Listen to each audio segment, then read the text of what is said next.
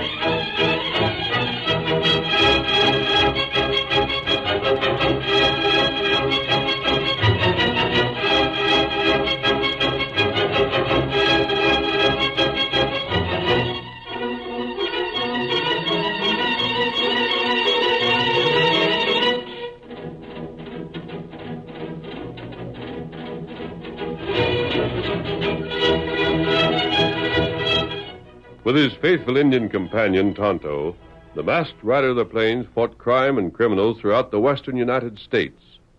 But he did more than bring law and order to a lawless frontier. He protected the property and savings of honest men and women from confidence men. He protected their lives from hostile Indians, and his name has come down to us as the greatest champion of justice the West ever knew. Return with us now to those thrilling days of yesteryear. From out of the past come the thundering hoofbeats of the great horse Silver. The Lone Ranger rides again. Come on, Silver! We're heading for San Pedro! Hi-yo, Silver! Away!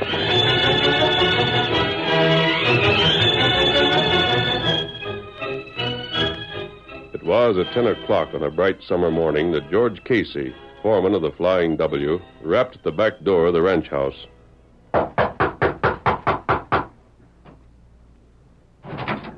Morning, ma'am. Oh, good morning, George. Mr. Walker about? He said something about talking over how many new hands we was going to hire. Just step in. Thanks, ma'am. I called about this morning, but he didn't answer, so I just let him sleep. Oh, I didn't mean to bother him. Sure, it's time he was getting up anyhow. Only reason I ain't roused him before is on account of him staying up late last night with Firefly and that new cold of hers. Mary? I'm in here, Ma. Call your pa. Tell him George is in the kitchen waiting. All right. Won't take him long. Just have a chair. Thanks. Bacon, ma'am? Smells mighty good. Mary and her pa are two of a kind. For my sake, if they didn't have pie on the table at least once a day, there'd be no living with them. Oh, but it's a chore standing over a hot stove so much. I reckon you're just about the best cook there is around here, though, ma'am. I wish you'd tell that to Bart. He says that... Ma. Oh, good morning, Miss George. Howdy, Miss Mary. Pa say he was getting up? Pa ain't there. If he ain't, he's around the side of the house washing up. You tell him... But, Ma, his bed wasn't even slept in. So, whatever are you talking about? It's so. You can just go look. Pa ain't been there. Well, now, that's a funny thing. But I heard him in there last night. Heard him when he come in from the barn. Oh, Mary, you must be joking. I'm not either joking, Ma. You just go look. Well, I guess I'd better. I'll go with you, ma'am. I don't understand it. That his room? Uh-huh. Did he make up his bed himself? He'd never do that. Doggone if Miss Mary wasn't right. But, See? George, could he have got to worrying about Firefly and gone back? Well, I looked in the barn before I come here. Looked in the corral, too, and when I see none of the horses he rides as a rule had been saddled, I figured this is where I'd find him. Then where could he have got to, Ma? Well, I declare I don't know. Don't that beat all? I reckon I'm just a fool, George, but it's so strange for Bart to do a thing like this. I'm scared. No, ma'am, don't get upset. Likely nothing's happened that can't be easy explained. What's this, Ma? Give it to me. But what is it? Oh, just the envelope. A letter come in for your pa. Fella left it while he was out, so I put it here where he'd be sure to see it. Then it proves you did hear him, ma'am. He was here and took the writing with him. George, what'll I do? Ma'am, you go back and tend to your bacon before it burns. I'll tell the boys and have them look around. You think that... I think, ma'am, that when we find him, your husband's going to have the laugh of his life seeing the scare he gave us. Now, don't you worry none at all. It's all right, Ma? Pa's all right? Yes, child, of course. Of course.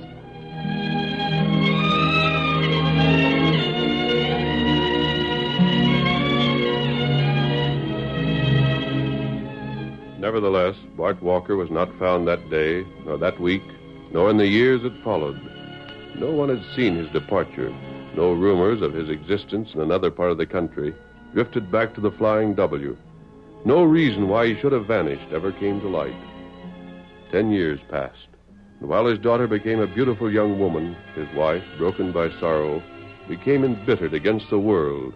Even George Casey, whose loyalty had preserved the ranch, was not safe from the lash of her tongue. George! George! Ma'am? Come here. Feeling uncomfortable, ma'am? I'm always feeling uncomfortable. My ailing body, and it's a wonder I wasn't put away in my grave years ago.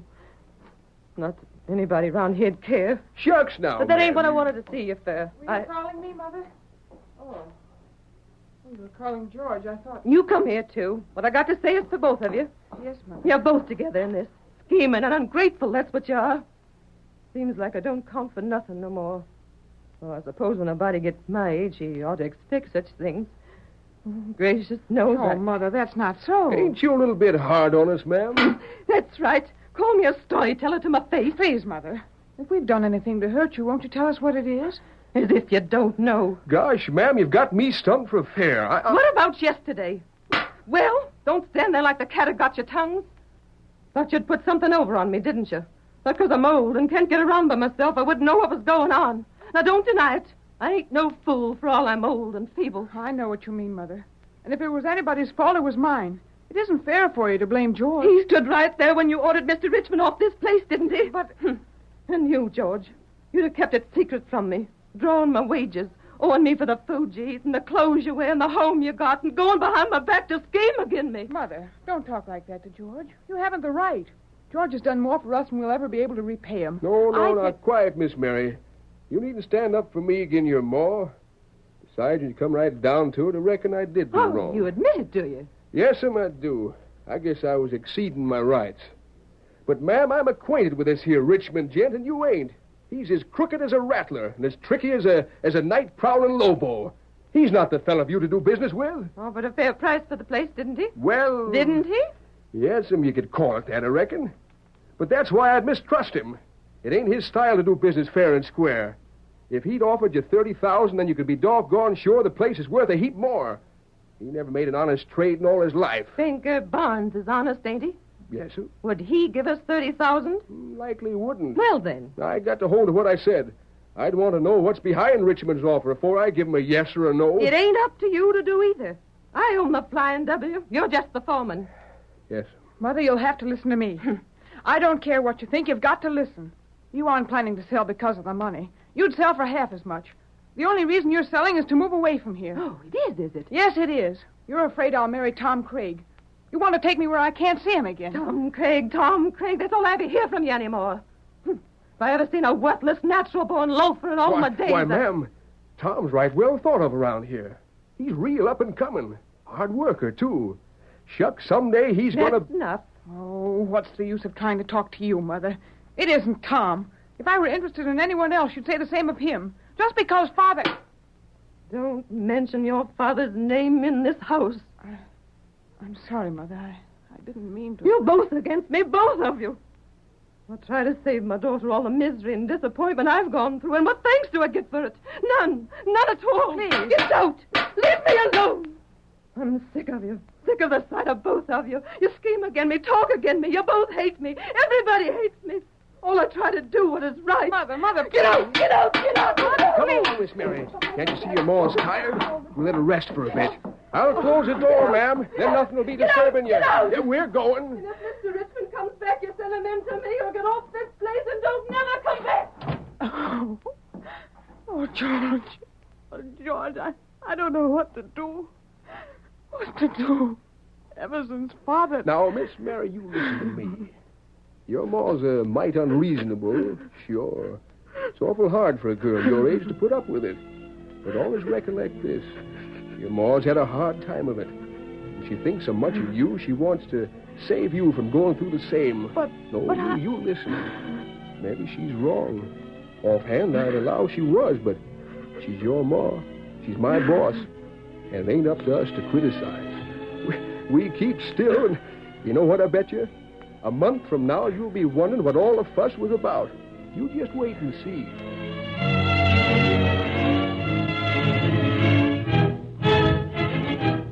In the cafe at San Pedro, Richmond sat at an isolated table with a dark, stockily built Easterner. As they carried on a low-toned conversation, Richmond failed to notice a tall, broad-shouldered stranger who stood with his back to the bar, watching them. It was the famous Lone Ranger in disguise.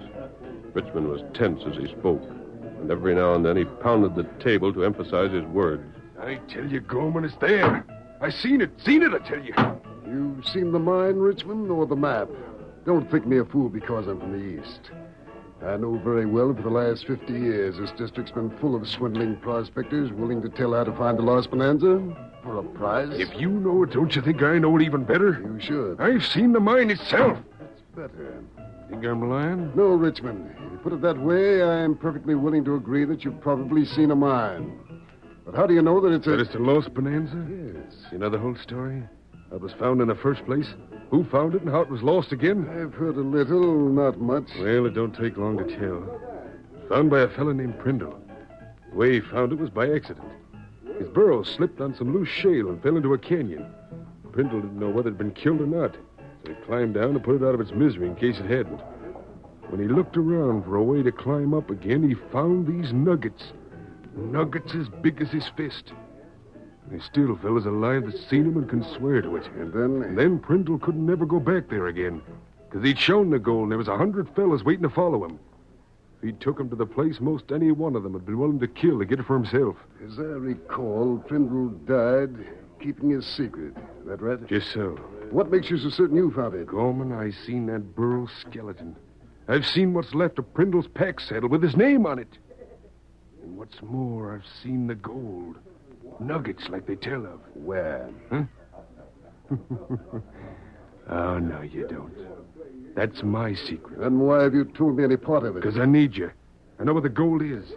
I got cash enough to buy the property it's on. It's included in land belonging to a certain ranch, and I'll have to buy the whole outfit to keep from being suspicioned. But after I've done that, I won't have cash left to develop the mine. So that's where you come in. Just how? You got good connections back east. You can raise what cash is needed in such a way that it won't cost us control to borrow it. Sure, you and me. We'll float this thing together. And you needn't raise a penny till the land is mine, and I've shown you the gold. Now, you tell me where you can lose on a proposition like that. It sounds all right, but we'll both lose if you aren't more careful. Huh? That old fellow behind you looks to me as though he's blind. His face is badly scarred. He's been edging over the... Yeah, he has he?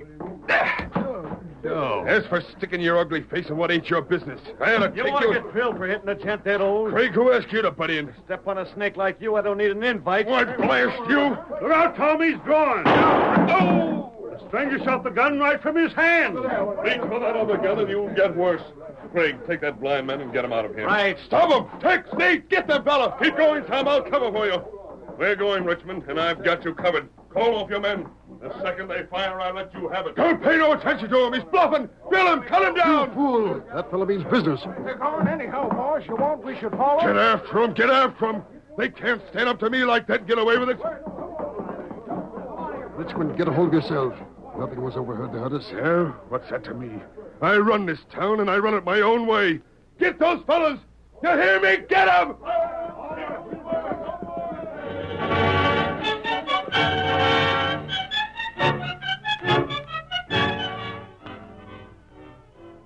The curtain falls on the first act of our Lone Ranger drama. Before the next exciting scenes, please permit us to pause for just a few moments.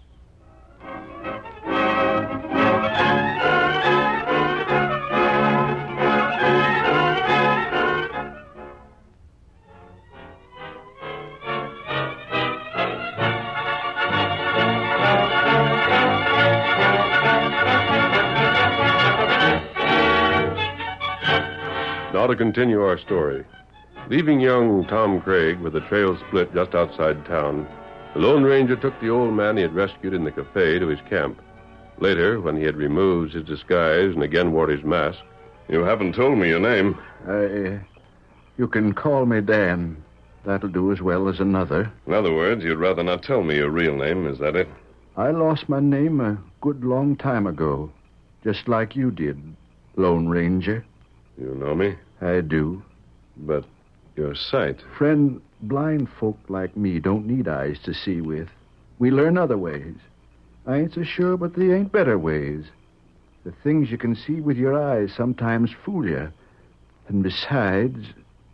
Yes? Well, once a good spell back, I heard your voice. I never forgot it. We met? We did.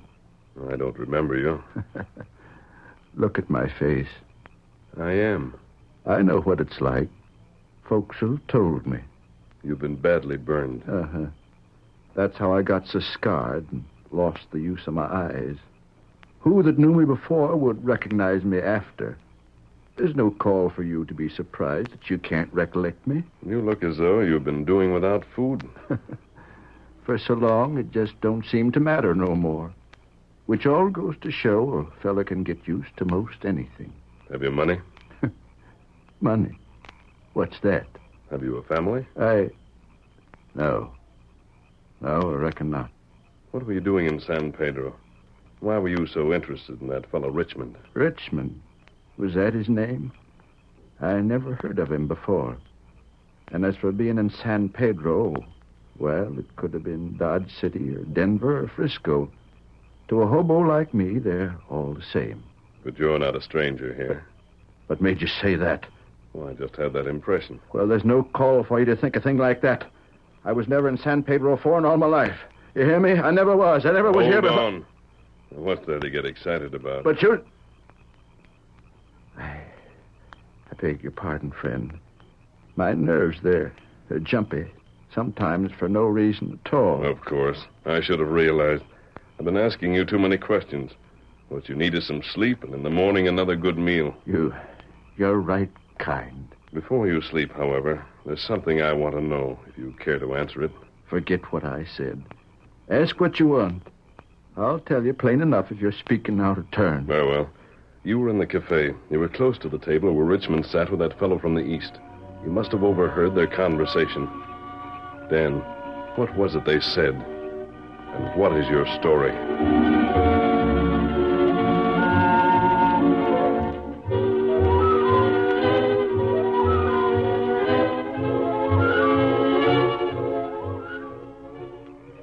Saddle Silver again. Now then, what have you lost by telling us the truth? You could have told it in the first place. I guess you savvy why I didn't want to. I see your point of view, but I don't agree with you. Now, listen, wait.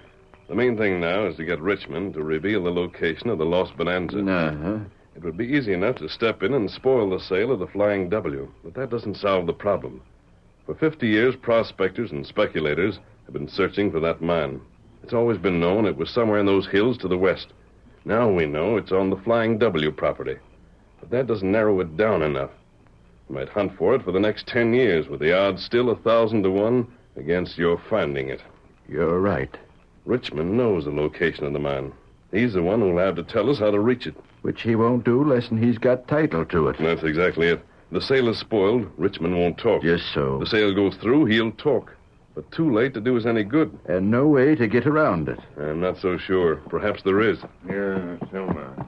I'm ready. Thanks, Kimasabi. You going, Summers? I am. It got something to do with Richmond and the lost bonanza? I'm calling on Tom Craig.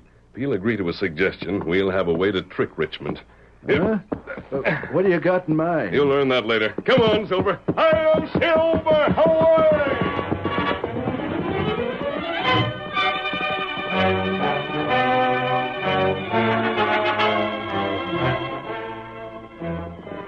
It was the following day that Tom Craig rode up to the Flying W ranch house. George Casey called to him. Whoa, boy. Whoa. Hi, Tom.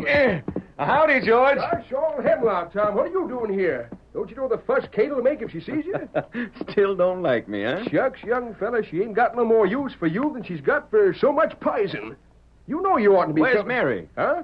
Oh, she's somewhere in the house, I reckon. But, Tom, you listen to me. Tom. Sorry, George. Haven't the time to listen. Hello, Mary. Surprised to see me? Think your ma had me too scared to show up again? You said you wouldn't come here unless I told you it was all right. Look, Mary, I got more than one reason for showing up this time. One I can't tell you about just yet. But the other's the most important anyhow. We're going to settle this right now. No, Tom. Oh, I know how you feel. I know you don't like to go again your ma. But you got to see that she ain't being fair to us. You're grown up enough to know your own mind, and she ought to be willing to admit it. I know. We are going to get hitched, aren't we? I've given you my promise, Tom. Then what do you say we march into your ma and tell her right out? What's the use of putting off something that has to be done sometime anyway? It would upset her. Is she likely to get any more upset now than later? No, but... Well, then come on. Where is she? We'll see her together.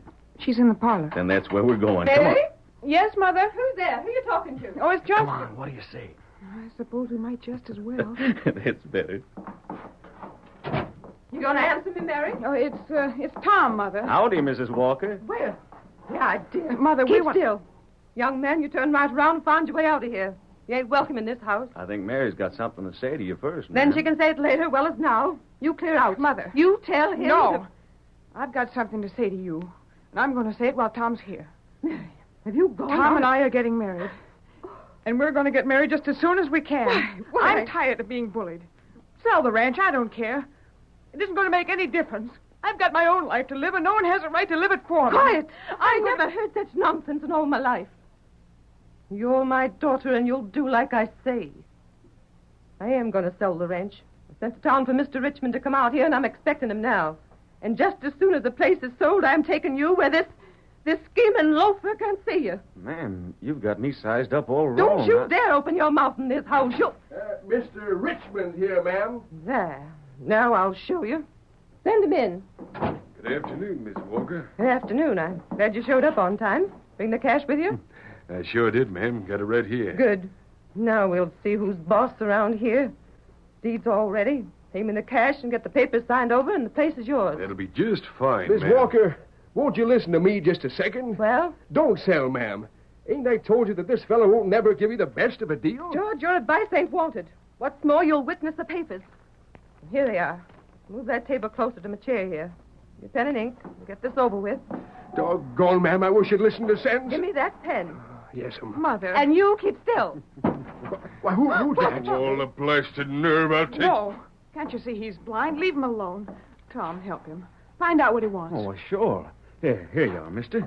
Here's a place for you to sit. You got business here?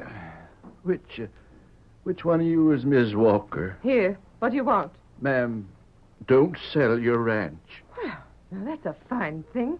Stranger telling me what to do. And just why you're making it your business. Ma'am, that's all I can say. Don't sell. But I... And by gosh, stranger, no, he's right.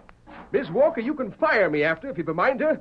But I ain't going to let you do this. That's flat. This deal ain't going through. It is. A masked man. Go and stand back. Richmond, pay Miss Walker the money and get your deed. Right. Why, you... I warned you, stand back. A fine state of affairs when a masked man has to force everybody to do what I tell him. Hurry up, finish this sale. Richmond, give her the money. Sure thing. Here you are, ma'am. It's all there right to the penny. Now just hand me that pen, I'll sign. Yeah, thanks. Here you are, ma'am. You're next, George. Sign that as a witness. You Sign. Now get off my place. I can get somebody else to sign if you won't. No. You'll need another witness. Tom? I might as well, I reckon. There. That finish it? It does. Ma'am, I'm congratulating you on a mighty fine sale. I'll take this here deed and have it entered at the county seat, and then I'll... Then you might as well tell them why you bought the ranch, Richmond. Eh? What have you got to lose now? What's the masked man mean? Tell them about the mine. Once the place was yours, you planned to tell Gorman anyway. How do you know so much about my business? Well, that doesn't matter. Show them what a good deal you made for yourself. Well, it was just business. Weren't nothing illegal about it. Don't see why not. Go on. What is it? Well, folks, Miss Walker just signed away a fortune. For $30,000, she traded what was worth 100 times as much. A fortune? Sure, the lost bonanza. It's on our place? On my place now, miss. And if you don't believe me, the mine's right below the trail to Cedar Point. Between that big oak was blasted by lightning and the curve just beyond. Down below in the canyon there. Why, There. You see, ma'am, I told you. I told you what he was up to. You did no such thing. You never even mentioned the mine once. Well, how could I when I didn't know what he was after? But I warned you he'd be getting the best of you. He didn't. No? Well, thanks to you, stranger, I did. If you look at that deed again, you'll see that it's not a description of the Flying W, but of Tom Craig's place. You've just paid $30,000 for Tom's ranch. Craig? It ain't so. It can't be. Don't worry. Tom will give you back that money. All we wanted to know was the location of the mine. Well, I'll be doggone. You fooled me. You can't do this to me. I We was... tricked you as you would have tricked Mrs. Walker. Now get out. All right, get here. out. I'll get even. You can't do this to me. And don't slam the door on your way out. But the deed, how did Tom you... prepared a deed to his place and substituted it when this man here entered. Everyone was looking at him, and Tom wasn't being watched. But who is he? Why did he do this for us? Shall I tell them, Bart? No, don't. I think I'd better. Mrs. Walker, this is your husband. No. Oh, wait. 10 years ago, he disappeared. On the day he left, he received an anonymous letter telling him that if he would go to a certain part of his range, he'd find the men stealing his cattle. He did. Was shot and lost his memory. His memory didn't come back to him until he was caught in the fire in which he lost his sight. He came back not to tell who he was, but to learn how his family had gotten on. If I'd let him have his way, he'd have disappeared again. He felt that after his absence, after the accident that cost him his sight, he wouldn't be wanted here. I knew he was wrong. Father. Mary, my little girl. My little girl. It is, Bart. It's his voice. I knew I'd heard it. Oh, Bart, I've been such an old fool. Never thinking... Forget it, honey. I've been gone, but now I'm back again. And thanks to the masked man, we can start all over like before. Just think of that and nothing else.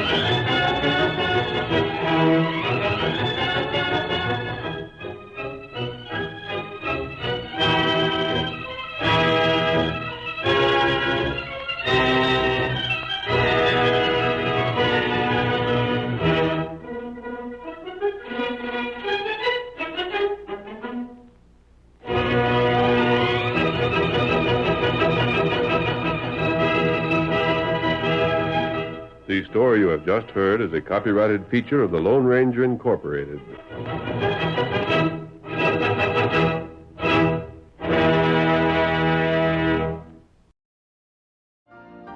You've been listening to the OTR Gold Network. Find more classic radio at otrgold.com.